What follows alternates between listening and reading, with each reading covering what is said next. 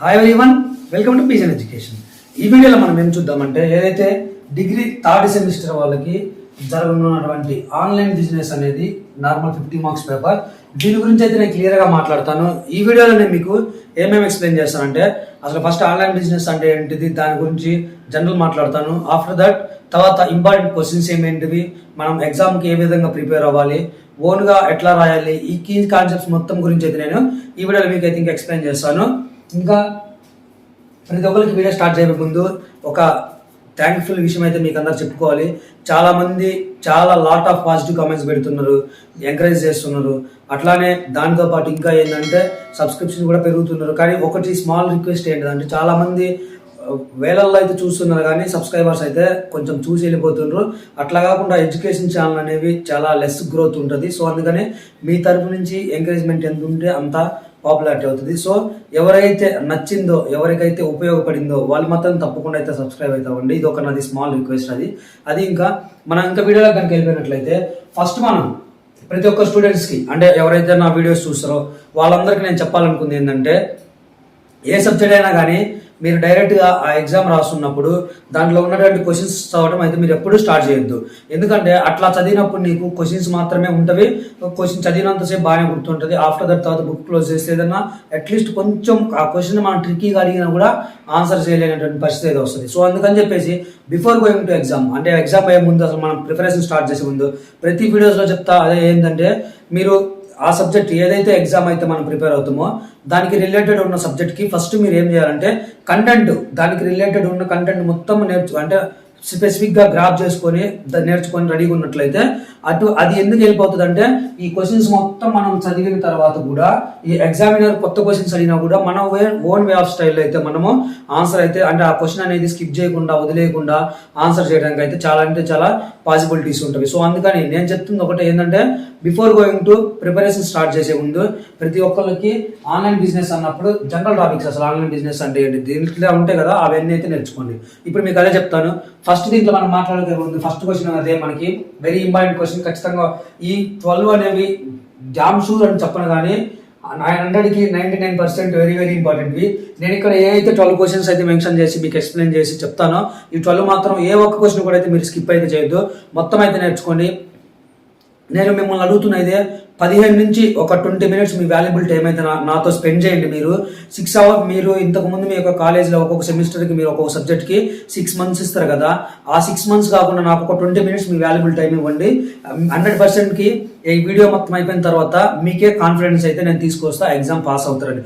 అసలు చదవని స్టూడెంట్కి కూడా కాన్ఫిడెన్స్ వచ్చేటట్టు నేను మీకు ఎక్స్ప్లెయిన్ చేస్తా, గ్యారంటీ చెప్తున్నా. అది విషయం. ఇంకా ఫస్ట్ మనం చూసుకున్నట్లయితే వాట్ ఈజ్ ఆన్లైన్ బిజినెస్, అట్లానే ఆన్లైన్ బిజినెస్ యొక్క డెఫినేషన్, తర్వాత అడ్వాంటేజెస్ అండ్ డిసడ్వాంటేజెస్, వీటి గురించి క్లియర్గా దీని గురించి తెలుసుకున్నట్లయితే ఏంటంటే ఫస్ట్ అసలు ఆన్లైన్ బిజినెస్ అనేటువంటి మెయిన్ సబ్జెక్ట్ మీద అట్లీస్ట్ మనకి ఒక 20 to 30% మనకి గ్రిప్ అయితే వస్తుంది. అందుకని చెప్పేసి ఫస్ట్ మనం ఆన్లైన్ బిజినెస్ అంటే ఏం లేదు, జనరల్ బిజినెస్ అంటే ఏదో తెలుసుకుందాం. ఫస్ట్ బిజినెస్ అంటే ఏంటంటే ఏదైతే మన దగ్గర ఉన్నవి కానీ లేకపోతే ఒక ఇండస్ట్రీ దగ్గర ఉన్నటువంటి కానీ గూడ్స్ కానీ ఐటమ్స్ కానీ ఏదైనా ఒక ఫైనల్ గూడ్ ఏదైనా కానీ అక్కడ నుంచి ఒక పర్సన్కి ఎవరైతే కస్టమర్ ఉంటారో ఆ కస్టమర్ కొనుగోలు చేయడానికి అమ్మటానికి ఈ మధ్య జరిగేటువంటి ప్రక్రియ మొత్తాన్ని మనము ఏమంటామంటే బిజినెస్ అంటాము. అవి చాలా రకాలు ఉంటాయి. ఆఫ్లైన్ ఉంటుంది, ఆన్లైన్ ఉంటుంది. ఆఫ్లైన్ అంటే ఏంటంటే కస్టమర్ అదే ఎవరైతే రిటైలర్ ఉంటారో ఓనర్ వాళ్ళ ఫ్లెక్సిబుల్ టైమింగ్స్ ఉంటాయి, వాళ్ళకి నచ్చినప్పుడు ఓపెన్ చేసుకుంటారు, నచ్చినట్టు అమ్ముకుంటారు. అట్లా కొన్ని వాళ్ళకి రూల్స్ అండ్ రెగ్యులేషన్స్ ఉంటాయి. అట్లానే ఆన్లైన్లో కూడా కొన్ని ఉంటాయి. ఈ బిజినెస్ అయితే మీకు అర్థమైంది కదా. అది ఇక్కడ ఆన్లైన్ బిజినెస్ అంటే ఏం లేదు, మన దగ్గర ఉన్నటువంటి ఐటమ్ని కానీ లేకపోతే ఒక ఇండస్ట్రీ నుంచి వచ్చేటటువంటి ఫైనల్ గూడ్స్ కానీ ఐటమ్స్ కానీ ఏదైనా త్రూ ఆన్లైన్ ద్వారా, అంటే ఇక్కడ మధ్యలో మనుషులు ఎవరు ఇన్వాల్వ్మెంట్ ఉండదు. త్రూ అంటే ఒక వెబ్సైట్ కానీ కొన్ని యాప్స్ ద్వారా కానీ ఇట్లాగా త్రూ ఆన్లైన్ ద్వారా నీకు ఆ యొక్క ప్రొడక్ట్ని కానీ లేదా ఆ యొక్క ఐటమ్ని కానీ అమ్మటాలు కొనుగోలు చేయడం అయితే జరుగుతుంది. దీన్ని మనం ఆన్లైన్ బిజినెస్ అంటాము సింపుల్గా. అదే డెఫినేషన్. దీనివల్ల అడ్వాంటేజెస్ ఏంటంటే లాట్ ఆఫ్ అడ్వాంటేజెస్ ఉన్నాయి. సింపుల్ మాట్లాడుకుంటే ఈ యొక్క ఆన్లైన్ బిజినెస్ వల్ల అడ్వాంటేజెస్ ఏంటంటే ఫర్ ఎగ్జాంపుల్ నీకు అన్ని ఐటమ్స్ ఒక ఎక్స్ మీకు క్లియర్గా చూపిస్తాను. ఒక ఎక్స్ అనే రీటైలర్ షాప్ ఉంది, అట్లాగా ఒక వై అనేటువంటి ఆన్లైన్ షాప్ ఉంది. ఆన్లైన్కు ఉన్న షాప్ ఉన్నప్పుడు ఏమవుతుందంటే నీకు ఆన్లైన్లో ఏంటంటే ఫర్ ఎగ్జాంపుల్ ఫ్లిప్కార్ట్ అనేది తీసుకుందాం. ఈ యొక్క ఫ్లిప్కార్ట్ తీసుకున్నప్పుడు ఈ ఫ్లిప్కార్ట్లోకి ఏమవుతుందంటే కొన్ని థౌజండ్స్ ఆఫ్ స్టోర్స్ అనేవి యాడ్ అవుతాయి. అర్థమవుతుందా? క్లియర్గా వినండి. మీరు ఇట్లా ఏదైతే ఉంటారో దీన్ని మీ ఓన్ వే ఆఫ్ రాసుకున్న ఎగ్జామ్ అయితే పాస్ అవుతారు. కొన్ని వందలు వేల యొక్క స్టోర్స్ అనేవి మొత్తం ఫ్లిప్కార్ట్లో అయితే వాళ్ళు పెట్టుకుంటారు వాళ్ళ సామాన్లు. అప్పుడు నీకు ఏమైందంటే నీకు ఏదైనా ఒక వస్తువు కావాలన్నప్పుడు ఆ రిటైల్లో చిక్కుతుంది, కానీ రిటైల్లో చిక్కేటువంటి పర్సెంటేజెస్ తక్కువ ఉంటాయి when we కంపేర్ టు ఆన్లైన్లో కంపేర్ చేసుకున్న కన్నా రిటైల్లో కొన్ని తక్కువ ఉంటుంది. ఇట్లాగా మనకి కావాల్సిన ప్రతి ఐటమ్ వస్తుంది. కొన్ని సందర్భాలు ఏంటంటే రిటైల్ కన్నా ఆన్లైన్లో ఫ్లెక్సిబుల్ ప్రైజెస్ ఉంటుంది, తక్కువ ప్రైజెస్ కూడా ఉంటుంది. ఇట్లా దాంతోపాటు ఇంకో మేజర్ ఏంటంటే ఆన్లైన్ బిజినెస్ ఎప్పుడైతే ఇంప్రూవ్మెంట్ అవుతుందో మన దేశం యొక్క ఎకానమీ అయితే డెవలప్ అవుతుంది. ఎందుకంటే ఫర్ ఎగ్జాంపుల్ రోజులో నువ్వు క్రికెట్ బ్యాట్ ఉంది, క్రికెట్ బ్యాట్ నువ్వు ఆఫ్లైన్ ద్వారా ఒక 10 సేల్ చేస్తున్నావు అనుకోండి, రోజు ఒక్కొక్క బ్యాట్ 1000 రూపాయలు అయితే నీకు 10,000 వస్తుంది, 10K వస్తుంది పర్ డేకి. అట్లా కాకుండా ఎప్పుడైతే నీకు ఆన్లైన్ ఉందో ఆన్లైన్ ద్వారా ఒకటి ప్లేస్లో 100 అమ్ముతున్నావు అంటే నీకు నియర్లీ 1 lakh అయితే వస్తుంది. ఇట్లాగా ఈ విధంగా మన యొక్క డబ్బులు పెంచుకోవడానికి, అట్లానే మనీ సర్క్యులేషన్ అవ్వడానికి, మన ఎకానమీ గ్రోత్ అవ్వడానికి ఇట్లాగా ఆన్లైన్ బిజినెస్ అనేది మనకి చాలా అయితే హెల్ప్ చేస్తుంది. ఇట్లాగా దీనివల్ల కొన్ని నష్టాలు కూడా ఉన్నాయి. ఏంటంటే ఆన్లైన్ బిజినెస్ వల్ల నష్టాలు మాట్లాడుకోవాల్సి వస్తుంది. ఏంటంటే ఇది ఇంపార్టెంట్ కాదు ఎగ్జామ్, బట్ తెలుసుకుంటే మనకి దీనివల్ల కొన్ని పాయింట్స్ ఎక్స్ట్రా రాసుకోవడానికి ఉపయోగపడుతుంది. ఫర్ ఎగ్జాంపుల్ ఆఫ్లైన్ స్టోర్స్ అనేవి చాలా మంది వాటి మీద కూడా డిపెండ్ అయ్యి బతుకుతుంటారు, జీవనం కొనసాగిస్తుంటారు. ఆఫ్లైన్ స్టోర్స్ ఎప్పుడైతే ఆన్లైన్ మార్కెటింగ్, ఆన్లైన్ బిజినెస్ ఇటు వల్ల వచ్చినాయో ఆఫ్లైన్ స్టోర్స్ అయితే ఆటోమేటిక్గా పడిపోతాయి.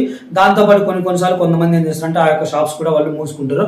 అట్లాంటప్పుడు కొంతమందికి వాళ్ళ యొక్క జీవనోపాధి అయితే అంటే ఉండకుండా పోతుంది. ఇట్లాగా కొన్ని నార్మల్ ప్రాబ్లమ్స్ ఉంటాయి అవి ఇంతవరకు. కానీ మీకు ఇప్పుడు క్లియర్ ఒక డెఫినేషన్ అంటే ఏంటి, దాని వల్ల ఉపయోగాలు ఏంటి, ఆన్లైన్ బిజినెస్ అంటే ఏంటి ఒక క్లియర్ ఐడియా అయితే వచ్చింది అనుకుంటున్నాను. అది ఇది ఫస్ట్ క్వశ్చన్. ఇంకా మనం నెక్స్ట్ చూసుకున్నట్లయితే models of business, very very important question, ఖచ్చితంగా వచ్చేటువంటి క్వశ్చన్. మోడల్స్ ఆఫ్ బిజినెస్ అంటే ఏం లేవు, మనకి ఆ యొక్క బిజినెస్ లో 4 మోడల్స్ అయితే ఉంటాయి.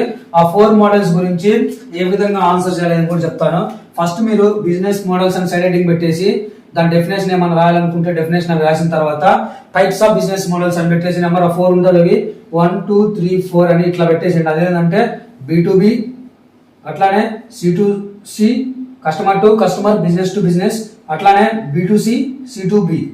అర్థమైంది కదా? ఇవే 4 టైప్స్. దీంట్లో ఏముండదు. ఇట్లా 4 టైప్స్ రాసిన తర్వాత నెక్స్ట్ మళ్ళీ ఒక్కో దాని గురించి ఇట్లా క్లియర్ గా ఒక పారాగ్రాఫ్ రాసుకుంటారు, 2 పారాగ్రాఫ్ రాసిన తర్వాత మీ ఎక్స్ప్లెనేషన్ ఏమైనా ఇచ్చుకుంటే, ఎగ్జాంపుల్స్ ఏమైనా ఇచ్చుకుని అయిపోయిన తర్వాత ఆఫ్టర్ దట్ నెక్స్ట్ మళ్ళీ సెకండ్ సైడ్ హెడ్డింగ్ పెట్టేసి C2C గురించి క్లియర్ గా 1 or 2 పారాగ్రాఫ్స్ ఇస్తావు.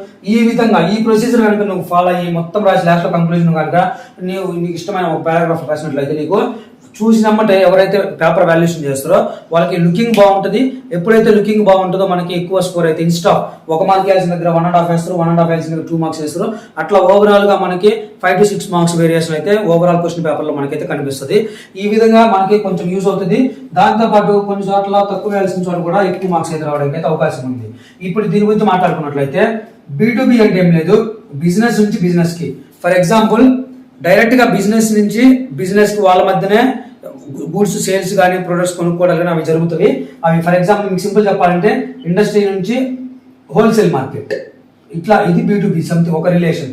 అట్లాగా C2C అంటే కస్టమర్ నుంచి కస్టమర్ కి. అంటే ఇదేంటంటే when we compare to business వాళ్ళతో దీని యొక్క ఇంపాక్ట్ అనేది బయట లెస్ ఉంటుంది. అంటే కస్టమర్ నుంచి ఫర్ ఎగ్జాంపుల్ నేనున్న నా ఓన్గా ఒక ఆర్టికల్ రాశాను అనుకోండి, ఒక బుక్ రాశాను అనుకోండి, నేను పోయి కస్టమర్కి డైరెక్ట్గా నేను అమ్ముకుందంటే రోజులో ఒక 4-5 కన్నా ఎక్కువ సేల్ చేయలేను. ఎందుకంటే చూసిన వాళ్ళందరూ నచ్చిన వాళ్ళందరూ కొనరు కాబట్టి. అట్లా కాకుండా నాది అడ్వర్టైజ్మెంట్ చేసుకొని ఒక ఆన్లైన్ స్టోర్లో కనుక పెట్టుకున్నట్లయితే ఏంటంటే నెంబర్ ఆఫ్ సేల్స్ ఇంక్రీజ్ అవుతుంది. ఇది ఈ విధంగా. అట్లా నెక్స్ట్ B2C అంటే ఏంటంటే బిజినెస్ టు కస్టమర్ కి బిజినెస్ కి మధ్య డైరెక్ట్ గా ఇది ఎట్లా ఉంటుందంటే రీటైలర్ కి ఇది ఇండస్ట్రీస్ కి ఉన్నటువంటి లేదా రీటైలర్ ఉన్న రిలేషన్ సింపుల్ గా B2C అని చెప్పుకోవచ్చు. తర్వాత C2B అంటే కస్టమర్ నుంచి బిజినెస్ కి. ఇది కూడా అంతే. ఫర్ ఎగ్జాంపుల్ మనం ఏదైనా ఒక ఐటమ్, ఫర్ ఎగ్జాంపుల్ నేను ఈ మార్కరే ఉంది, నేను ఈ మార్కర్ నా ఓన్ గా పర్చేజ్ చేసా, దీనికి ఏదైనా ప్రాబ్లం వచ్చిందంటే ఇది ఇంక్ ఎక్స్పైర్ అయిపోవడమో లేదా వర్క్ సరిగ్గా జరగకపోవడమో, నేను ఈ మార్కర్ యొక్క ఎవరైతే బిజినెస్ హెడ్ ఉంటారో వాళ్ళని కలవాలంటే నాకు ఆ రైట్స్ ఉండవు, వాళ్ళని నేను డైరెక్ట్ గా కాంటాక్ట్ అవ్వలేను. కానీ అట్లా కాకుండా ఎవరైతే నాకు ఇది అమ్మిన వాళ్ళు ఎవరు ఉంటారు రిటైల్ మార్కెట్ లో, హోల్సేల్ మార్కెట్ లో వాళ్ళు కనుక కన్సల్ట్ అవ్వాలంటే, ఎందుకంటే దీని మొత్తానికి డిస్ట్రిబ్యూటర్ ఉంటారు కాబట్టి ఆ యొక్క డిస్ట్రిబ్యూటర్ కి ఆ ఉన్నటువంటి హెడ్ ఎవరైతే ఇండస్ట్రీ ఓనర్ కి వీళ్ళకి డైరెక్ట్ రిలేషన్స్ అయితే ఉంటాయి.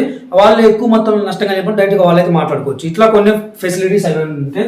కానీ హవెవర్ ఏదేమైనా మీకు అర్థమైంది కదా, ఈ యొక్క మోడల్స్ ఆఫ్ బిజినెస్ లో ఏమేమి ఉంటాయి అనేది ఈ విధంగా ఎక్స్ప్లెయిన్ చేసి తెలిపినట్లయితే మనకి ఈ యొక్క సెకండ్ క్వశ్చన్ అయితే ఆన్సర్ సరిపోతుంది. ఆఫ్టర్ దట్ ఇంకా నెక్స్ట్ మనం ఫాస్ట్ గా చూసుకున్నట్లయితే వెరీ ఇంపార్టెంట్ అట్లానే థర్డ్ క్వశ్చన్ ఏంటంటే అది third business strategies. Very important, ఇది ఖచ్చితంగా వస్తుంది ఇట్లాంటి క్వశ్చన్స్. ఎందుకంటే బిజినెస్ స్ట్రాటజీస్ అంటే ఏముండదు, ఈ యొక్క బిజినెస్ స్ట్రాటజీలో ఏమేమి చెప్పుకోవాల్సి వస్తుందంటే ఫర్ ఎగ్జాంపుల్ ఆన్లైన్ బిజినెస్ ఉంది. ఆన్లైన్ నేనున్న ఒక స్టోర్ ఓపెన్ చేసిన, ఆన్లైన్లో పెట్టుకున్నా, నాకు ఎటువంటి దాన్ని ఎట్లా డెవలప్ చేసుకోవాలి, ఎట్లా ఇంప్రూవ్ చేసుకోవాలి, ఇట్లా ఎటువంటి ప్లాన్స్ అంటాం సింపుల్ గా. ఎటువంటి స్ట్రాటజీ కనుక లేనప్పుడు ఏమవుతుందంటే అది ఎక్కువ మొత్తంలో అభివృద్ధి చెందదు. అది నా ఫ్రెండ్ సర్కిల్లోనో నా ఫ్యామిలీ మెంబర్స్లోనో తెలిసిన వాళ్ళ వరకు ఆగిపోతుంది. ఫర్ ఎగ్జాంపుల్ నా యూట్యూబ్ ఛానలే ఉంది.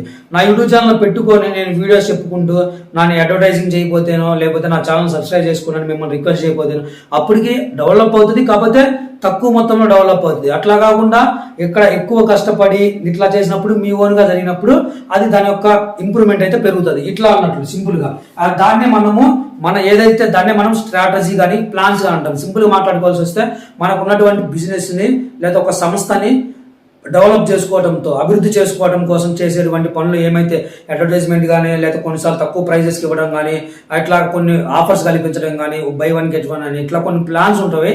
ఆ స్ట్రాటజీస్ మొత్తము ఈ క్వశ్చన్ కిందకైతే వస్తాయి.